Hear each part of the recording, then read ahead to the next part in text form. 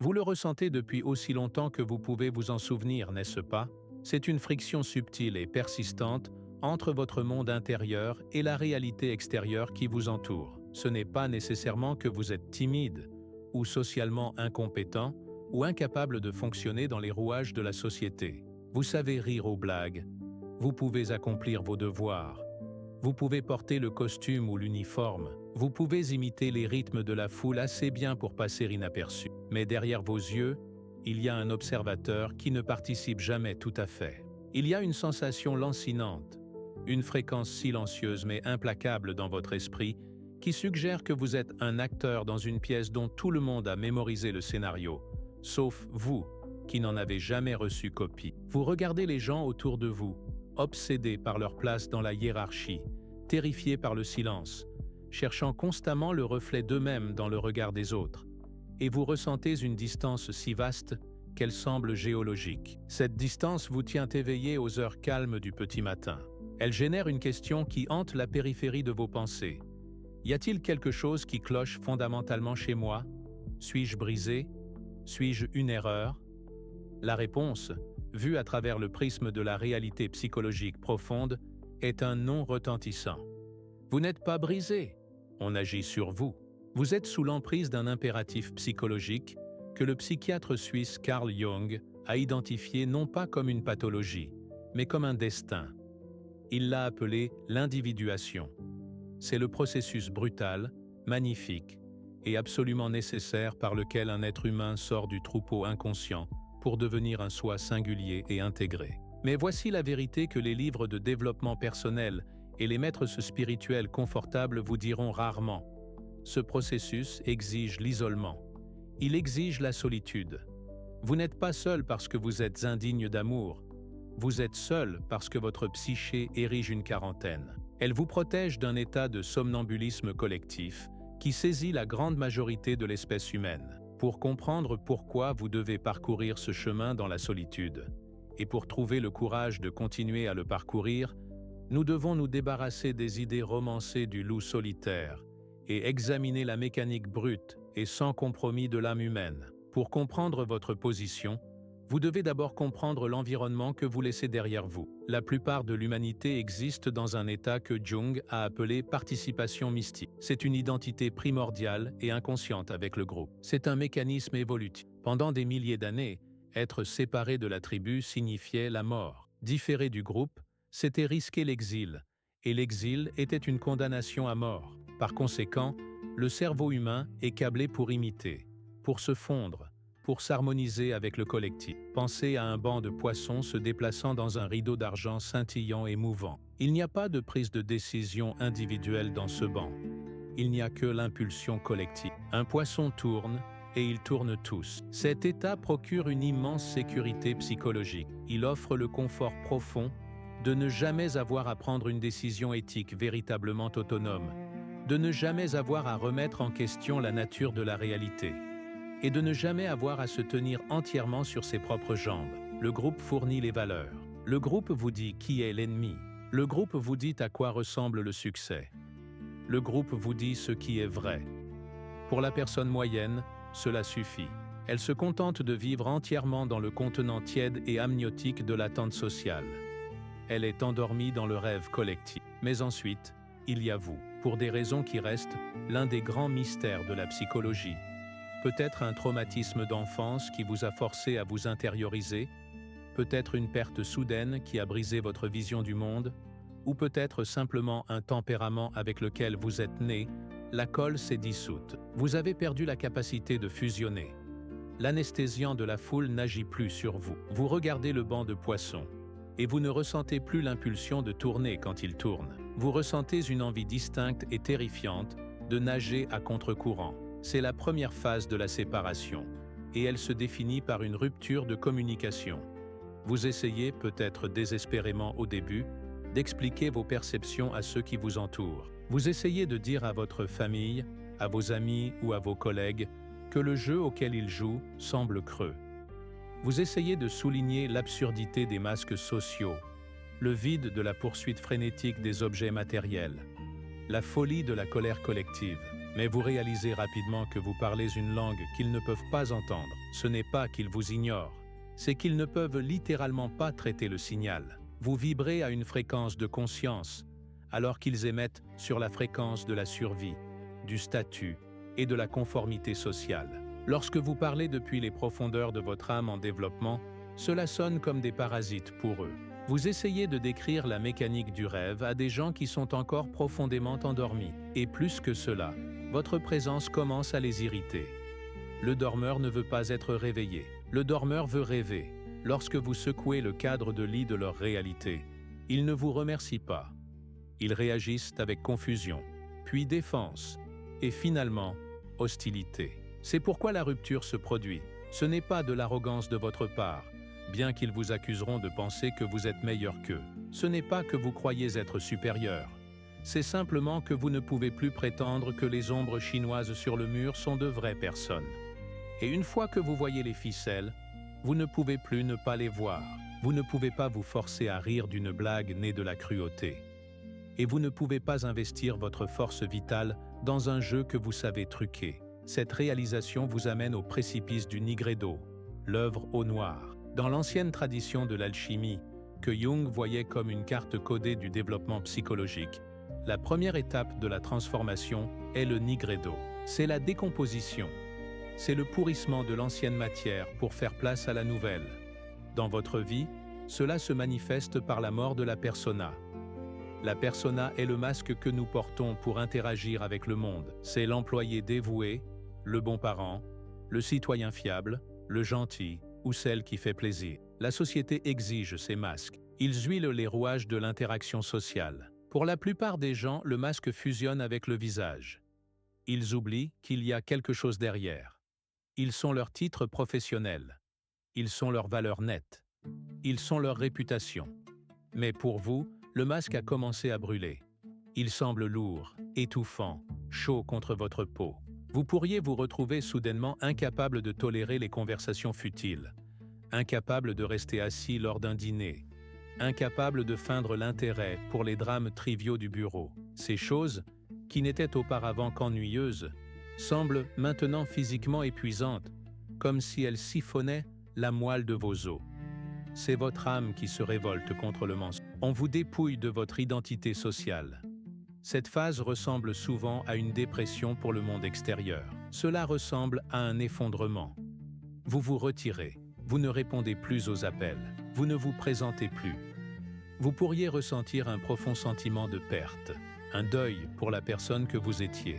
La créature ambitieuse, énergique et sociale que vous étiez est en train de mourir. Et ne vous méprenez pas, c'est une mort. C'est la mort de la structure psychologique qui vous permettait de vous intégrer. Et la mort n'est jamais un processus poli ou confortable.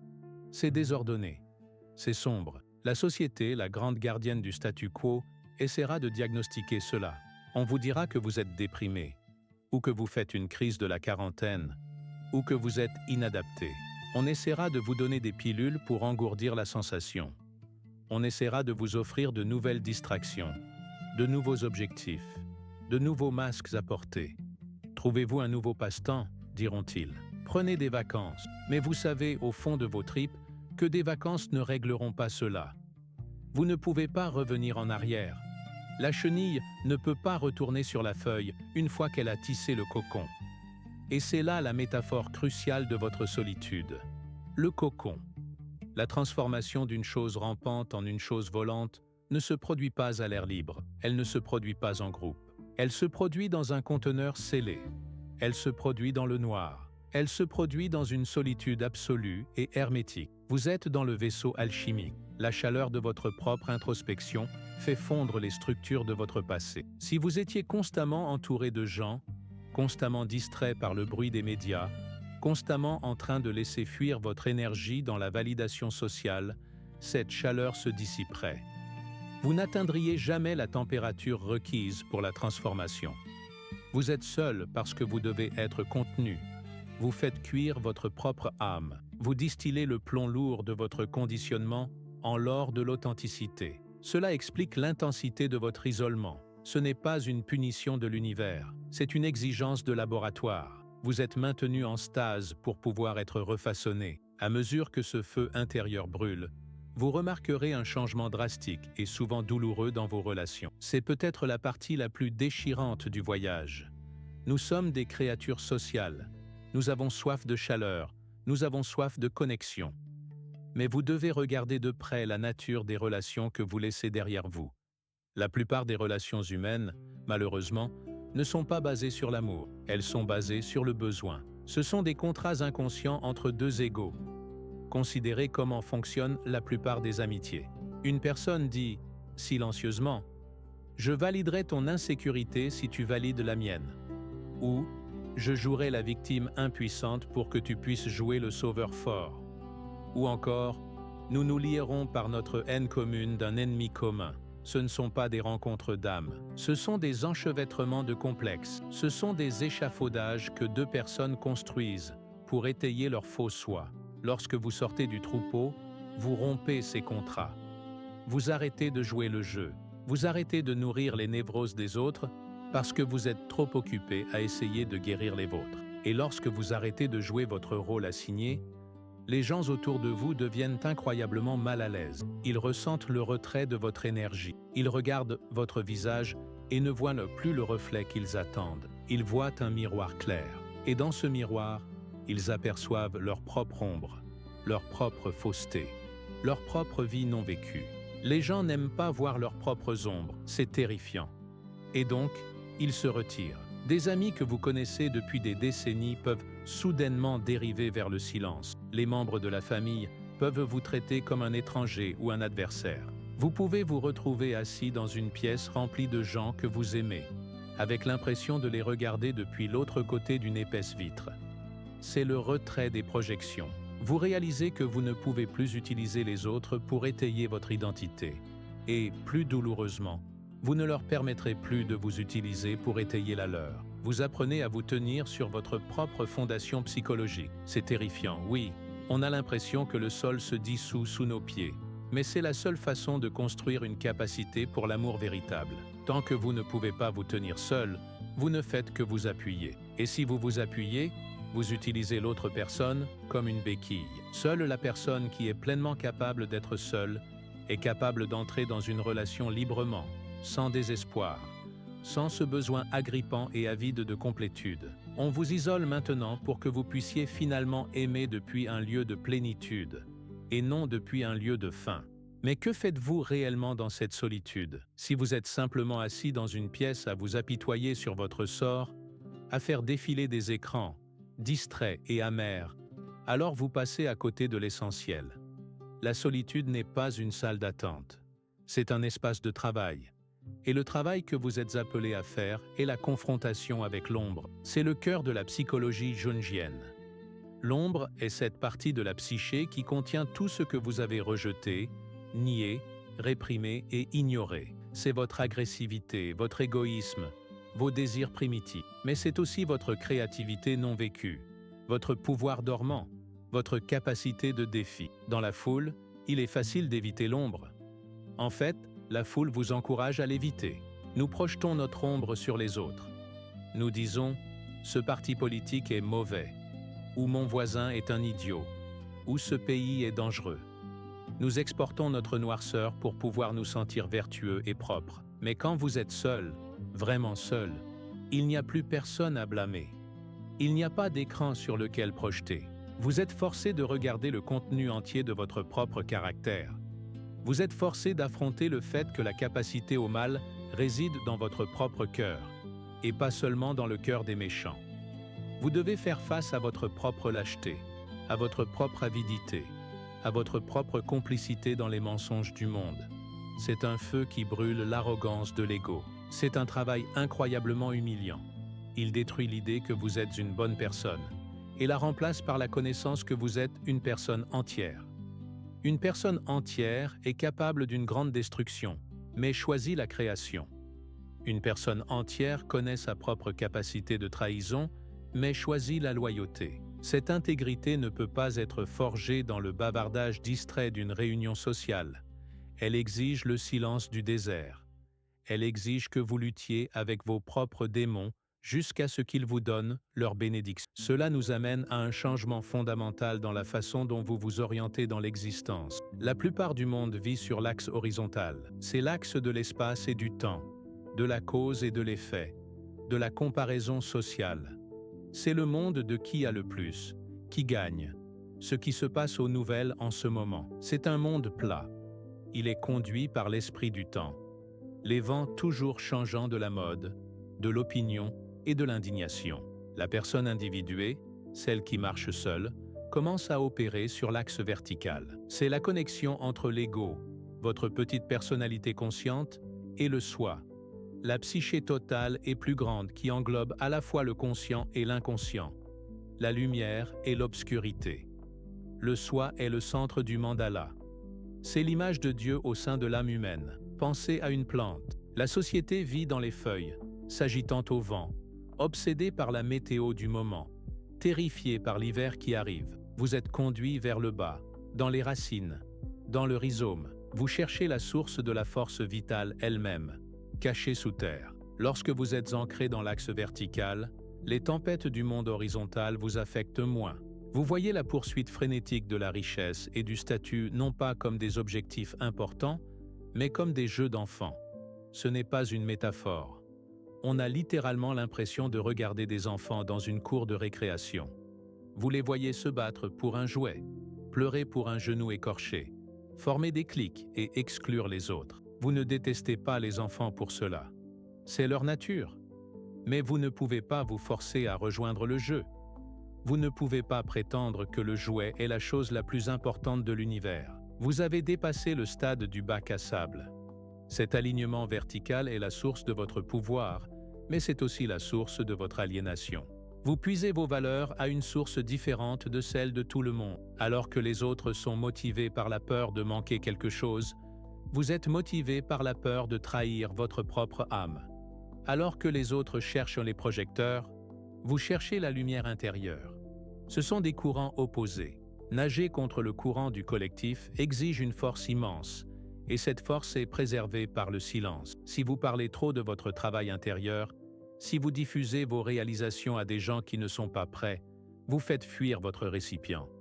Vous dissipez l'énergie, vous apprenez à garder le silence. Vous apprenez que les vérités les plus profondes sont celles qui ne peuvent être dites, seulement vécues. Vous devenez un gardien de secrets, non pas parce que vous vous cachez, mais parce que la vérité est fragile dans son enfance et doit être protégée du scepticisme des aveugles. Cependant, il existe un piège distinct et dangereux sur ce chemin, un gouffre qui a englouti beaucoup de ceux qui se sont aventurés dans les eaux profondes de la psyché.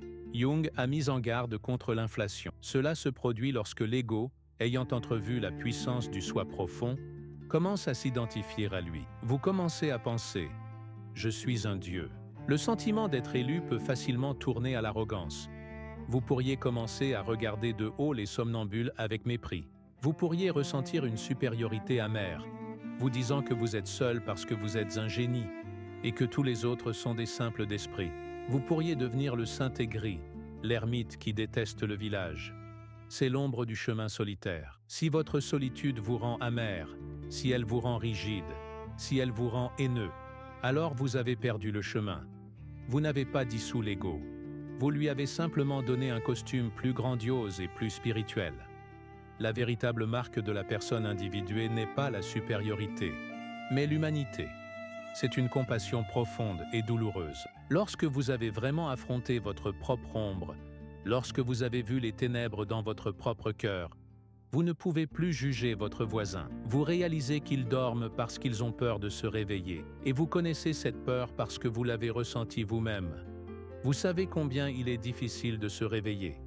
Vous connaissez le prix de la conscience. Et donc, vous les regardez non pas avec mépris, mais avec une sorte d'amour triste. Vous leur pardonnez leur inconscience parce que vous avez accepté la vôtre. Ainsi, le but de cet isolement n'est pas de rester éternellement au sommet de la montagne.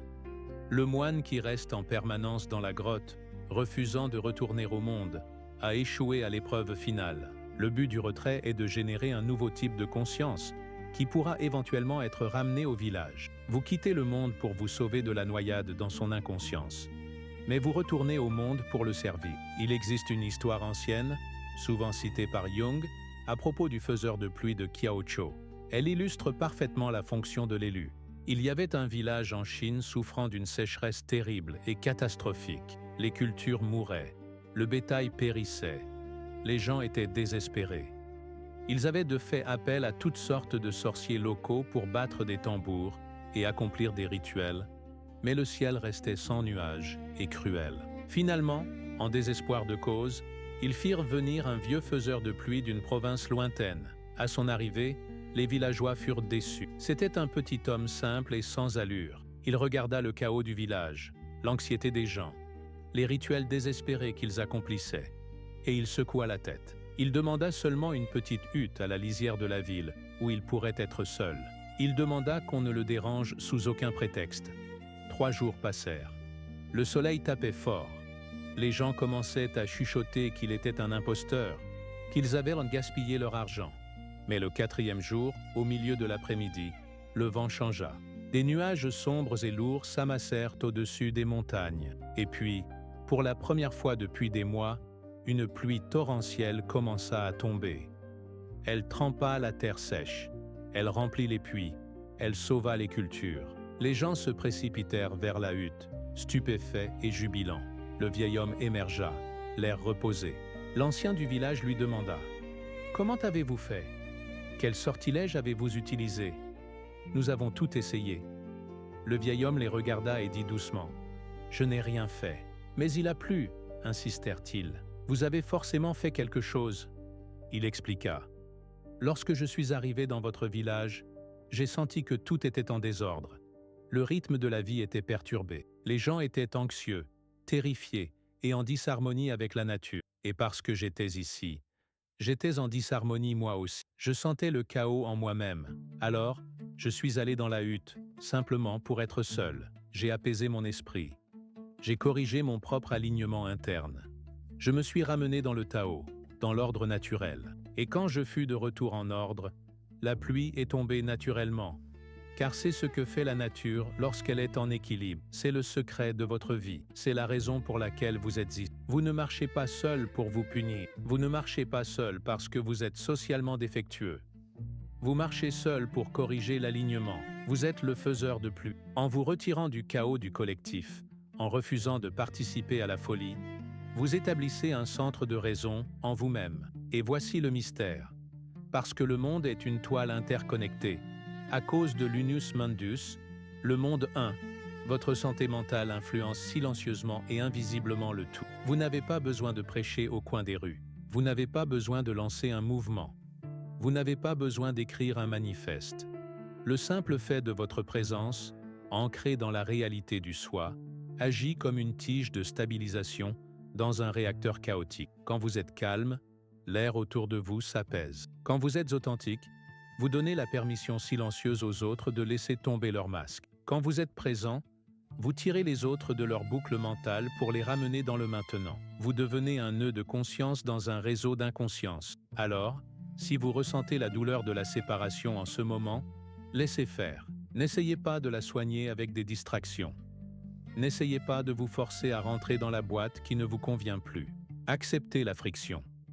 Acceptez la solitude. C'est le feu qui vous forge. On vous prépare pour un poids que peu peuvent porter. Le poids de la conscience. C'est un lourd fardeau, oui. C'est un fardeau qui vous coûtera votre innocence et votre confort. Mais c'est le seul fardeau qui vaille la peine d'être porté. Le chemin est solitaire, mais ne le confondez pas avec le vide. À mesure que vous enlevez les couches du faux soi, à mesure que vous vous détachez du besoin frénétique d'approbation, vous découvrirez quelque chose d'extraordinaire. Vous découvrirez que le silence n'est pas vacant. Il est plein.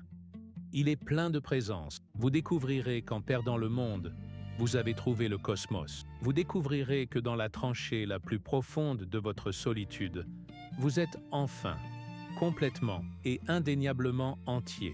Vous êtes le vaisseau. Vous êtes l'instrument. Et l'univers attend de jouer sa musique à travers vous. Mais elle ne peut être entendue que lorsque le bruit de la foule s'est enfin estompé. Tenez bon à votre poste, ne battez pas en retraite vers le sommeil. Le monde a assez de dormeurs. Il a besoin de vous éveiller. Il a besoin de vous seul, pour qu'éventuellement, nous puissions tous être ensemble dans la vérité. Continuez à avancer,